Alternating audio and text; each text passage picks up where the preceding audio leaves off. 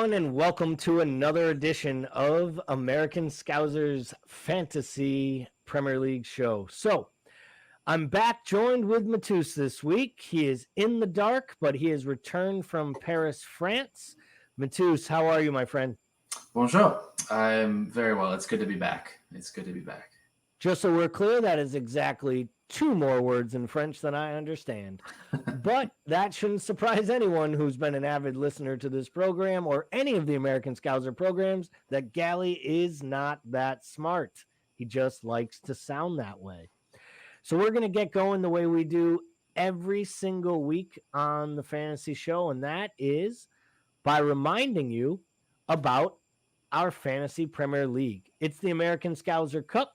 It is still open. We talk about it each and every week on this program. We talk about our standings, where we are at. It's a traditional league. You can join by clicking on add myself to private leagues and manually entering the code that you see on your screen.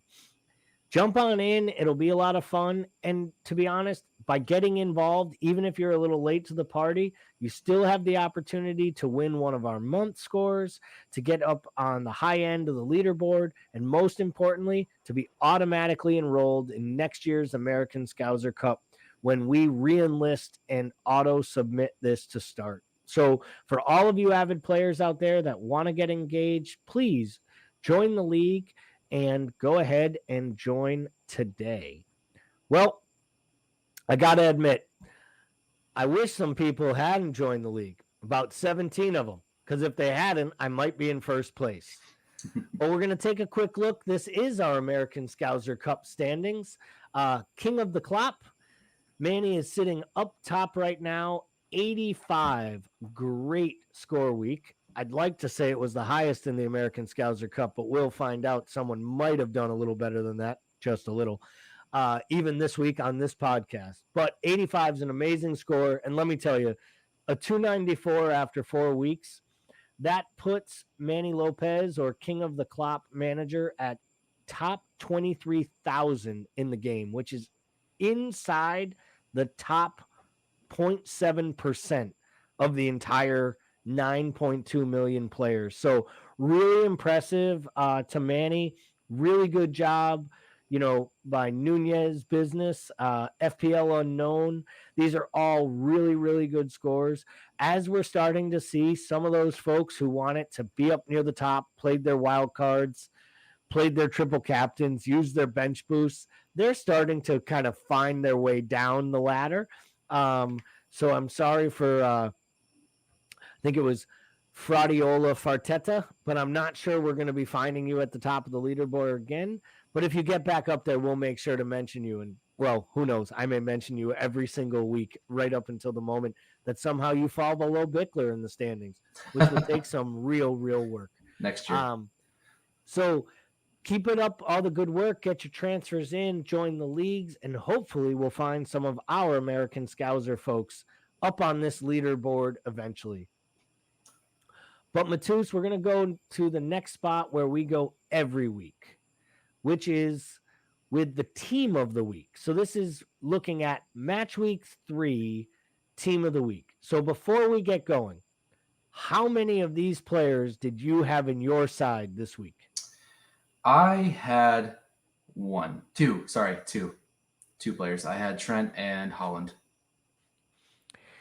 Have you had any of the other players on this screen in your side this campaign? I had Luis Diaz and Gross in a lot of my drafts, but I did not end up with them on my team, so no. Gotcha. I got to admit, I had Diaz, who I transferred in this week, so I was very excited about that move. Mm-hmm. I've had Trent since the beginning, and I have had Holland since the beginning as well. So I had 3 this week, 2 since the beginning. I kicked myself on Gross because I liked him during the summer. Then when he got hot early, I decided I wasn't going to jump on that bandwagon. That's 2 weeks in a row I've made a bad decision on that side of things. What I really, really upset about is that I looked at Henderson a few different times at that price point, and he's had such huge hauls. Great. no one is more upset about Dean Henderson right now than Kelly, because him saving that penalty allowed Jamie. Actually, it should be you too, by the way, because him saving that penalty allowed Jamie to win their fantasy matchup by like 3 points instead of losing it by 1 point, which would have made you the only undefeated person in our American Scouser head-to-head league. But I think in some ways we should give Irish Jamie shit anyways, because he gets so mad when people put United players on his team. So he goes out and finds the one United player of value on loan and drops him in his side as an automatic starter. It's just an easy way to make fun of Jamie, which is always fun as well. But in all truth, it's a great pickup. For me, the biggest one on here is probably Bobby, obviously. 3 assists, 2 goals, amazing.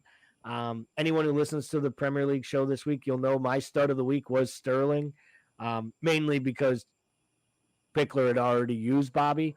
But I thought Sterling was really, really good. And I think to get 2 goals in a big match like that, playing, down against when you were down to 10 men and kind of leading that team, that was a really, really important piece for him. So nice maneuvers there, really important. Again, if you look at these player of the weeks, team of the weeks, what you're always going to see are the players you didn't pick up.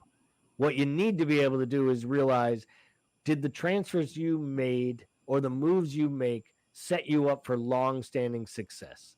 Because if you just chase the team of the week, you will always be behind the 8 ball, and you'll be making 2-3 transfers every week trying to get the highest points. The best thing for me is to be actually making long-standing moves that make the most sense. So I want to kind of navigate over at this point to your team. Yeah. So here is your team from last week. First off, why don't you talk to our listeners about the transfer you made? Maybe let them know why you made that transfer, and let them know what you're thinking about doing this week with your side. You said that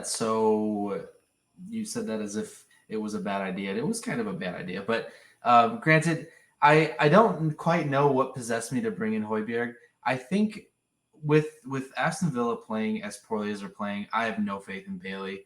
I know he had an assist last week, but overall, I just don't like the way Villa is set up, and I think moving forward, I don't want any assets from them. So in my mind, I was thinking with Nottingham Forest playing against Spurs, I thought that I'd want another Spurs asset. And I figured I could take the punt on Højbjerg, A, because I didn't have the money for anything else. And B, I thought maybe it'd be one of those fluky games where he might end up with an assist or a goal off a corner or something like that. So I took off Bailey for Højbjerg. I got an extra point for it, I guess you could say, based on everyone else on my bench only scoring 2. So I ended up with the 71 instead of 70. I didn't quite look at it too long term because I don't know if Spurs assets will be that great for the next. I mean, they have West Ham, then Fulham, and then City and Leicester, and Arsenal. So it's a mixed bag. But I think overall, I think I might just roll I know we haven't gotten to this yet, but I'm just trying to think out loud here. I think I might just roll this transfer for next week because I really don't know what to do at this point. So I'm just here for the ride. There's nothing wrong with rolling a transfer over, and we're going to get to that a little bit with some of my moves and what I've been doing with the squad, with my side. There are times where having a transfer or 2 makes a lot of sense. There are times where having 1 or making 2 moves and a -4 is the best move for you. So I think the biggest key is just being in control of your side and knowing exactly what matchups you're trying to target. Now, let me ask you, how is your bench at this point? After making the moves you did, do you have a playing bench? Do you have a player on your bench that's getting meaningful minutes each week? Yeah, De Silva, Pereira, and Greenwood. Greenwood's not getting many minutes, but Pereira's playing full matches. De Silva's playing a good majority of the matches. So I think there's enough there that if I need to rotate, I can. It's just kind of going to come down to matchups. I like Brentford's matchups coming up the next few weeks, possibly for a little De Silva shout if I don't have anything else going on. And I think I'm coming up on a wild card soon here in the next couple weeks. I think after this bit of matches coming quick and heavy right now, we're going to see who gets rotated and who is going to be still playing. So I think after the next 2 match weeks, we'll get a better idea of that. And then I think from there, I'll be using a wild card to set up myself until the World Cup at least. So. Yeah, and I think that's a lot of folks right now. They're thinking about how they can make those moves. So here's a look at my side. Um, you know, I had a great week at 86 points. I was very happy with that. Still a little frustrated that I lost a clean sheet with Chelsea. With the Harvey Barnes goal. Um, you know, I've really gotten nothing out of Cancelo. I have to seriously start to consider whether or not having a $7 million defender who isn't scoring on the attacking side with the new formation and the way they're playing. Yep. I if I make 2 moves this week and take the -4, it'll probably be to seriously downgrade Cancelo and maybe even get away from my big at the back and my 5 starting defenders. I'm very happy I stuck with Perisic again. If Kane buries the penalty like he should have, he gets an assist. So that would have been a 9 and possibly some bonus points. Really, really happy that I did make the double transfer that I did. So I moved off of my enabler in Nico, and I upgraded him to Saliba, who I think has arguably been maybe the best defender on the field, not fantasy, on the field in the Premier League so far this year. I think he has given Arsenal, him and Gabriel are giving Arsenal an actual center of defense that they can build around. On top of that, I brought in Luis Diaz from Mason Mount. So if you go off Nico and Mount and you bring in Diaz and Saliba, you got to feel good about your transfers. Now, what you can't see here is that I left Bailey on my bench. I know he's dropped 0.2 since I brought him in at 5 million, but he scored midweek after not starting, which would have made you think he was in line to start again. Gerrard drops him to the bench. But to be fair, as bad as Villa looked, the only time that they looked like anything was going to happen for them offensively was after he was introduced at the 60-minute mark. Yeah. So with Coutinho's injury and the fact that the 2-striker formation is not working and Danny Ings looks like a shell of himself, I kind of feel like I did the right thing with Bailey, because even if he's 4-8 and I've lost a little money, I think eventually I'm going to have him back to being a player playing 60 to 90 minutes every match and giving some chance for attacking returns under 5 million. Sure. My question now is around Cancelo. And I'm thinking this week, I really might downgrade him. I'll tell you honestly, had Emerson played all 90 minutes as an attacking left wing back at 4 million, I might have dropped Cancelo right to West Ham's Emerson, dropped him on my bench, and taken that 3 million and turned Greenwood into Ivan Toney. Yeah. And start to play a 4-3-3 with the idea that I now have a playable $4 million defender on my bench that's starting every week, a playable Bailey, and still having Pereira on my bench. I still might make that move this week. I'm not sure yet. Even against Forest? That's the only thing that's keeping me on Cancelo right now is that they're playing Forest. I think. So, and you know what? I think this dovetails us into a solid conversation. So let's move away from our own personal moves for this week, and we will get back into kind of the common transfers we're seeing, what the trends are. I want to pick your brain strategically. Now that the midweek matches are getting kicked in, both of our teams are very top 6 heavy with talent. Mm-hmm. What are your thoughts now that rotation becomes more of an issue? Because we both did the enablers where we got our best 11 and played a bunch of guys not playing. But what happens now when Ivan Perisic doesn't play because he's 150 years old and they have a Champions League match midweek? Yeah. Where does your thought process start to shift with how you're going to look at transfers and the type of players you bring in? Yeah, so this is where it starts to get really interesting, especially when it comes to even your premium guys like Haaland, right? We kind of knew that going into the season there was going to be a chance that he was either going to be hurt or he's going to be rotated a lot, just because that's Pep, and he also needs some rest every once in a while. But I think even as a sub, he has enough of an impact to keep him in the team. I know a lot of people are thinking about a Holland to Kane switch situation, but I don't know if I'm quite there yet. I think in terms when it comes to rotation, I feel like I like De Silva and Pereira enough to not worry too much. Like I alluded to earlier, it's going to take this first slew of these matchups to see kind of how the managers are feeling out their players, see who gets the rest, who doesn't get the rest with Europe coming up. And so I think what it comes down to is just kind of almost holding true to who I like most at each spot. If I had a do-over, there are some players I would switch out right now. Of course, I think everyone would have the same kind of feelings. But I think as a strategy, I like who I have, and if they happen to be rested and rotated, I think I have enough. I have at least 2 bench pieces that I feel okay about getting subbed in. But I might look kind of in how you were saying, I might look to thin up a little bit at the back to maybe get someone like Tony, like Mitrovic, someone that doesn't have that extra European football to worry about with rotation, because those guys are going to play. It's not like a Robertson situation where he's probably going to get subbed out for Costas one of these 2 games, you would hope, or I mean, as a Liverpool fan, you would imagine that's what would happen.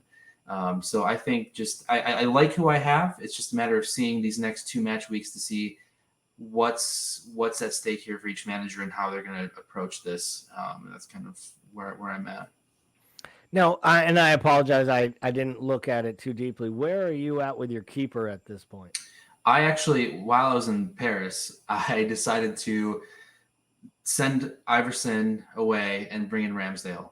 So I've got Ramsdale and Ward right now, which gives me a little bit of flexibility. I can drop Ramsdale down to a Sanchez perhaps and get some extra money I could use in the midfield or even up top. But I'm comfortable where I'm at with my goalkeepers. The 8 million strategy, while on paper looked fantastic, if they're just stuck with 1 pointers every single week, it wasn't going to be worth it. So I had to come off of that, and I'm glad I did, because Ramsdale he's had a clean, and then against Fulham, I mean, Mitrovic is just scoring unlike he was a couple of years ago. So hey, all credit to them. Yeah, I like that move for you. I love Ramsdale in net. I think it's a really smart buy. I'm on the Sanchez wagon, and I think honestly, until I'm proven wrong, I think I'm just set it and forget it. Yeah. I made the mistake of, going to Ward for the Southampton match, thinking that, they would struggle against West Ham on the road. And of course, Sanchez gets a clean sheet and Ward gives up 2 dog-like goals. I actually think the people that are on the double Leicester keepers are going to be pleasantly surprised, because I'm giving it 2 weeks before Iverson is the starter. And by then he might be 3-9 or even 3-8, which is going to be a real budget enabler at some point when you can literally pick him up in another bench fodder. Because I really think what Ward is proving to everyone, and as Liverpool supporters, I think we kind of knew this as well, this is a career backup who is old enough that if there was ever an opportunity, he's been out on loan multiple times. He's never proven to anyone he's a number 1 at a top level. And if Kasper Schmeichel doesn't walk out the door with, unfortunately less than 2 weeks left in a window in which a club is not trying to buy and only sell their assets, and I really feel for Leicester. I really do, because I think they're in real trouble. I think they're going to lose players between now and the deadline. I think their manager will be fired, if not walk, in the next few weeks. Like I think they could be in for one of those seasons where they're fighting relegation because of their management, not because of the play on the pitch, because they didn't do anything to put them in a position to succeed. And there's very little talk of incoming. So I don't know that I'll be buying in any Leicester players anytime soon. That being said, if we look at our screen now, we're basically looking at the top 5 players transferred in and top 5 players transferred out. And there's a couple names on here that I think are really, really intriguing. Last week, I started with the outs. And I basically poked fun at all the idiots out there that were, transferring out Trent. And my argument was like, if you aren't smart enough to keep Trent in your team, first of all, if you don't have Trent in your team, I don't know how you play this game and consider yourself in the know. If you've transferred Trent out at $7.5 million, honestly, you're just an absolute moron. Because what you saw on Saturday morning is what he can do any week at any time, and he's the only defender in the game that can do it, which is get bonus points, clean sheets, score goals, and get assists, and make and create goals. So the Trent side of things on the outgoings made no sense. I'm going to stick to my grave. That's a moronic move. But let's focus on the incomings. Anything there really surprise you from those 5 being at the top of the incomings for this game week after 4 weeks are in the book? I think the only one that's a little surprising is Odegaard. I think Odegaard is a fantastic player when it comes to real life. I think he's a full, complete player when it comes to actually on the pitch. When it comes to fantasy, I don't think he's that valuable. I think he lucks into his returns. He's not a player that's going to be in those positions all the time. He's kind of a hockey assist kind of guy where he's going to be the pass before the pass. Mm-hmm. And I think with the way Arsenal set up, they've played a lot through the left. And I think because Zinchenko was out, we saw a little bit more coming from the right. And so we didn't quite see that Martinelli connection that we had with Martinelli and Zinchenko because of Zinchenko being out. So I think Odegaard, while is a fantastic player, that one is surprising for me from a fantasy aspect, just because those aren't going to be consistent returns. The rest I'm totally comfortable with. I think, like you said earlier, Saliba has been absolutely fantastic this year. Great pickup. Gross is going to do. He's pretty much the focal point of that Brighton offense right now. He's been creating a ton. If March could finish better, he'd have a few more returns too. Of course, Luis Diaz, we know what he can do, and then Holland is just Holland. So yeah, to me, the Holland thing just screamed. I guess there were 545,000 people who made the mistake of not having Holland in their team yet. Sleeping. So they were like, I'm going to make 7 transfers. This guy just scores a lot. Yeah. As far as Luis Diaz, I'd argue, and we're going to get to the outgoings on the other side of the screen. I'd argue at this point, there's an argument to be made that Luis Diaz is the second most valuable Liverpool player to have in your side outside of Trent. And it's blasphemous to say to a guy who has 3 of the highest seasons in the history of fantasy Premier League football scoring in Mo Salah. Of his 5 years at Liverpool, he's been the highest scorer in this game 4 of those 5 years. It all adds up to don't jump off Mo Salah. But there is something different, and especially as Liverpool supporters, we're watching them a little bit deeper than everyone else. Yeah. His position on the pitch, he's playing wider. I think when Darwin comes back, it's hard for any fantasy Premier League manager to see 9 go in and not get an attacking return by your captain. 18 return possibilities and not a single one from Mo. Like it screams of the Kai days against Norwich last year. It was 7-0. A lot of people captained Kai, and he had nothing. Right. And so it's amazing to see, and it's never going to happen. Like if you were to wake up and you saw the score was 9-0, you would assume Salah had at least 3. Or he was involved with 5. Like right. For me, I would have probably said he played a role in 5 of these goals. Yeah, so, he had a 40-point day. Yeah, and and especially against Bournemouth, the team that he absolutely destroyed. So let's move over there. Let's move over to the transfers out. Let's start at the bottom. For me, I wasn't a big fan of having Zaha in my side. I never really had him in one of my drafts. He's one of those guys for me. He's a boogeyman guy. If I put him in my side, he literally gets a red card 5 minutes in, or he gets benched. If I don't him and I transfer him out because he let me down, or he picked up a red card and he's benched for a week, the next week he comes back and he hauls for 19 points. So, I avoid Zaha like the plague.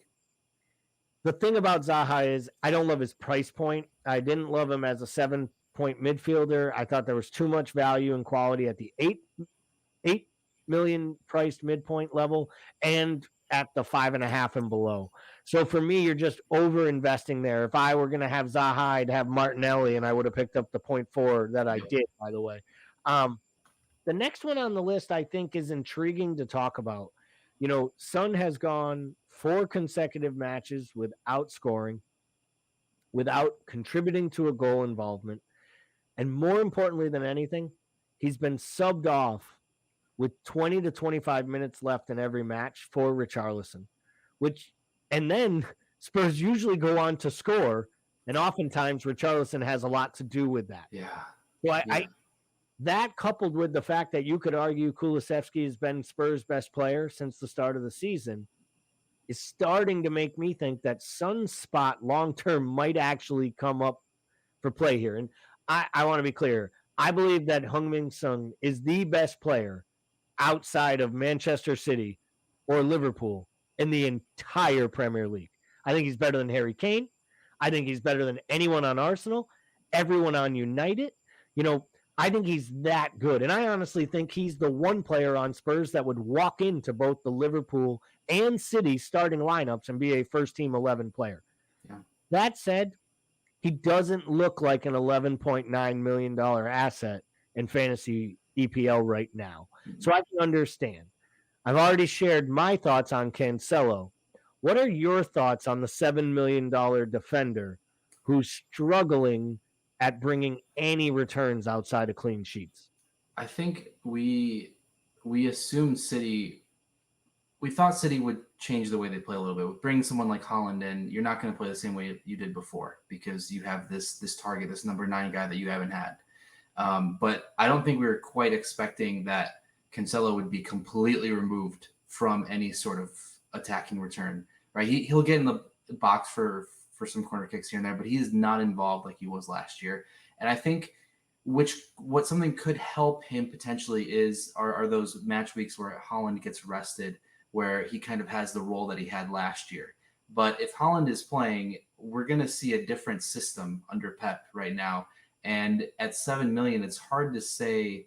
It's hard to argue for having Cancelo. It just feels like an extra million and a half that you could spend elsewhere rather easily. Because right now, City's not even holding cleans the way that they should be either. So it's a very pricey defender to have for someone that's not giving you the returns. Yeah, and I won't lie. I'm in a little rock and a hard place because I know if I downgrade him to another player, I'll be frustrated when he hauls. At the same time, we're coming into, Champions League and rotation. I will say of all of their players, he's one of the ones that Pep rotates the least. Mm-hmm. And he can play on the right and the left. Yeah. But I am nervous. I'm nervous that his attacking returns are being negated based on the shift in formation. And it's not leading to him having goal involvement. It's also not leading to him having many shots on target, which he led the entire Premier League last year for shots outside the box by defenders and shots on target by defenders, which, in fantasy, a lot of times leads to those cheapy assists because the keeper goes down, he makes a great save to his left, he pairs the ball back, and Haaland taps it in, and your fullback gets an assist.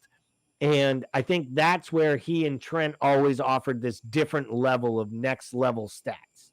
And I think if he's not offering you that, and City is creating so many big chances at the back, because I'm not sure that their balance is right yet between the midfield and the defense in regards to the changes required to play to Haaland's strengths.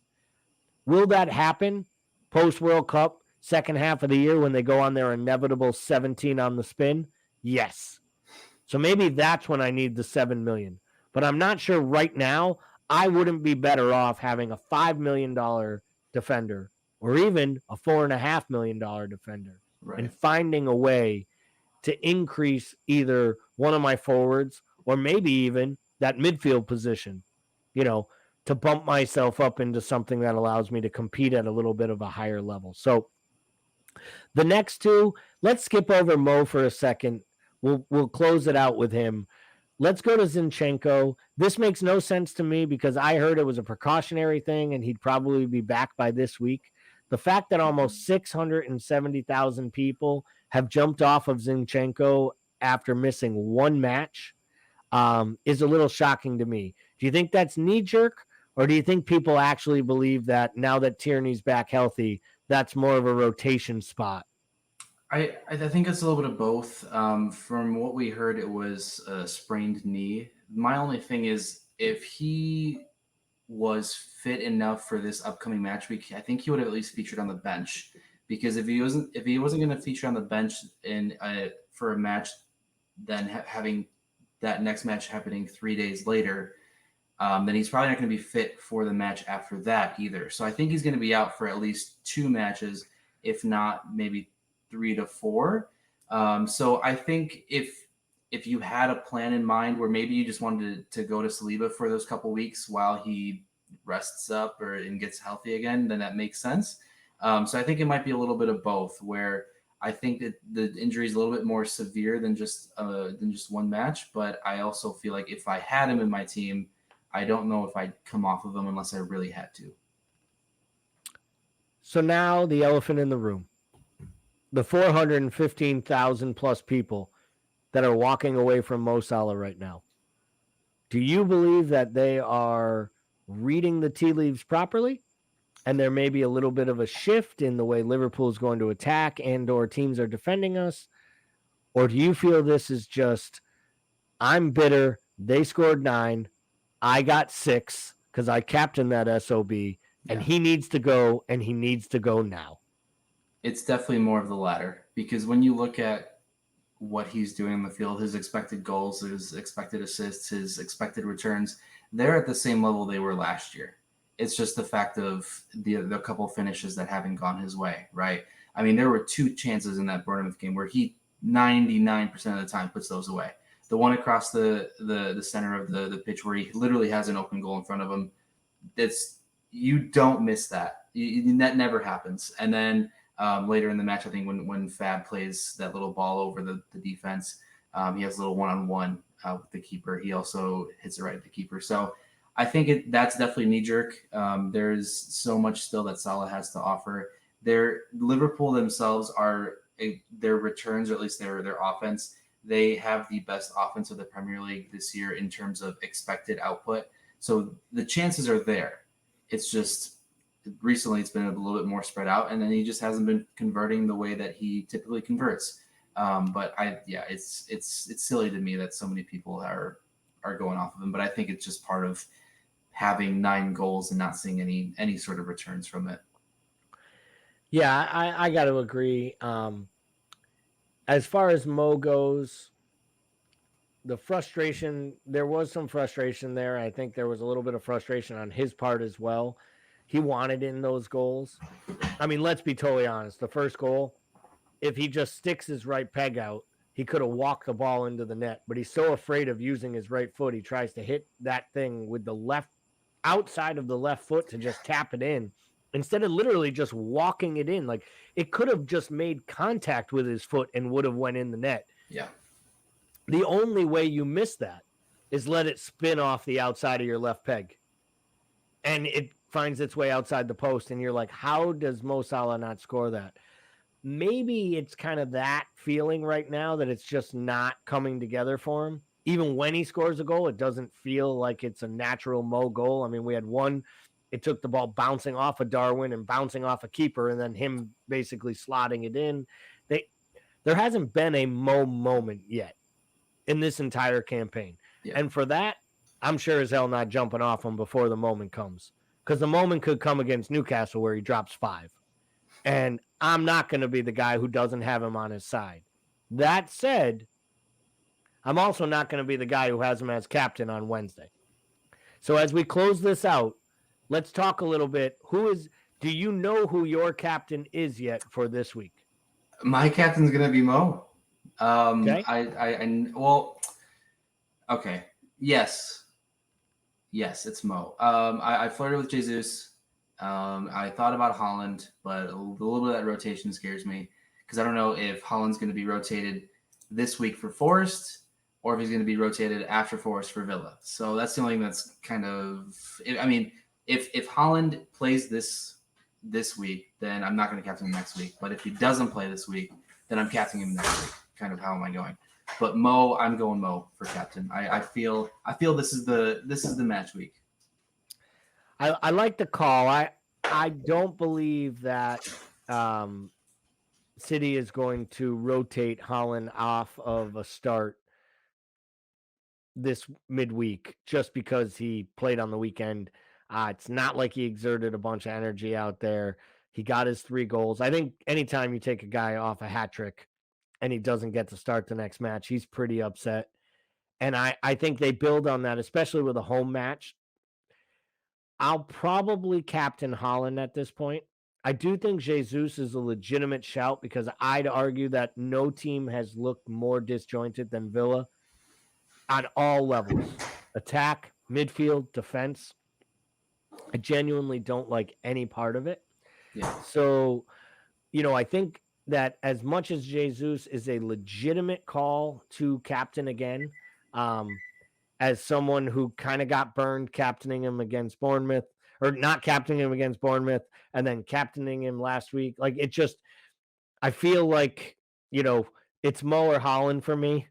And I'll probably go right back and forth right up till the minute the match starts, which ultimately means as long as you captain the other one, you will do just fine. So for you, it's Mo as captain. Right now, at this second. Is there any other option for you out there? Is there a differential captain? Is there a person that either on your side or someone you see out there that you think could be a great shout this week if someone was trying to make a move in their mini league or was trying to make kind of that jump up the overall standings? I mean, this could be quite the ballsy move, but maybe someone like Rodrigo. I mean, they're playing Everton. He might have a few chances at goal. He's been playing really well this year, of course, with Bamford still out. He's playing out of position, which is helping in fantasy aspect. So I think Rodrigo might be an interesting shout. I know a few people captained Trent last week.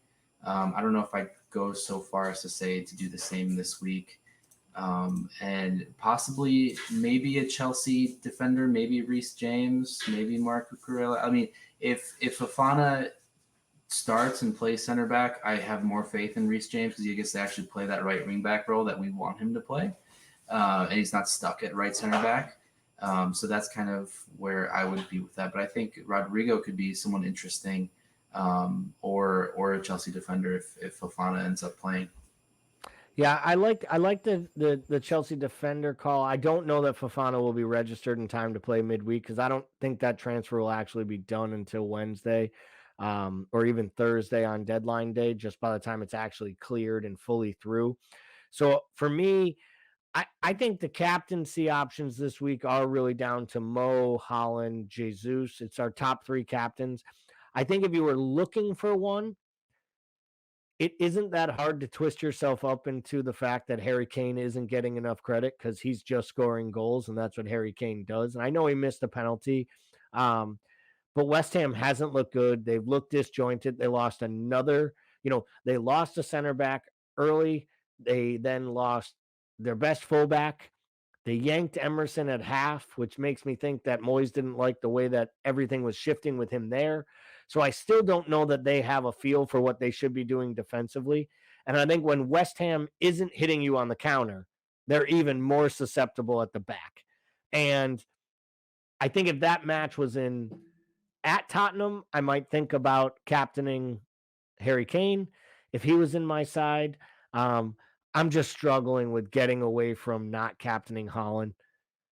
Mo's not at top form, and Holland is literally scoring 1 out of every 3 chances he gets in a side that creates more chances than anyone but us. So, it's almost like my Liverpool supporter wants me to captain Mo because I feel like that will give us the best chance for us to win, and I don't want to sit there and root for Holland. But if I take away the fantasy, and I take away my allegiances, on pure form alone, Forest's defense is worse. They showed they could barely defend Everton on the road.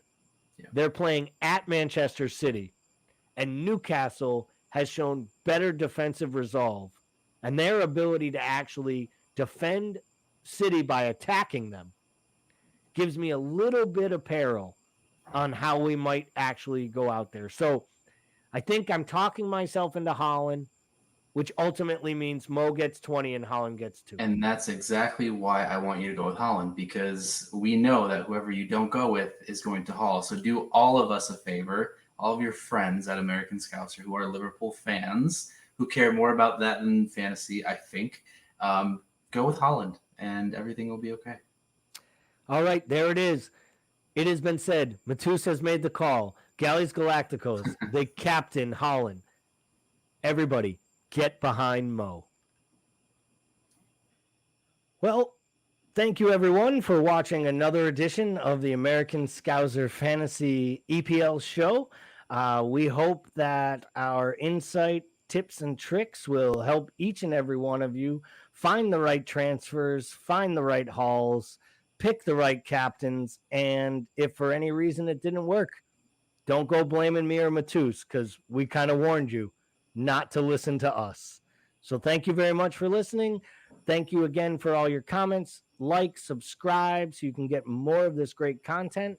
And as always, if you have comments or feedback for us, please share them, as we want to improve this programming for all of our loyal listeners. Enjoy the matches midweek, and don't forget to set your transfers by tomorrow afternoon. Have a great week, everybody.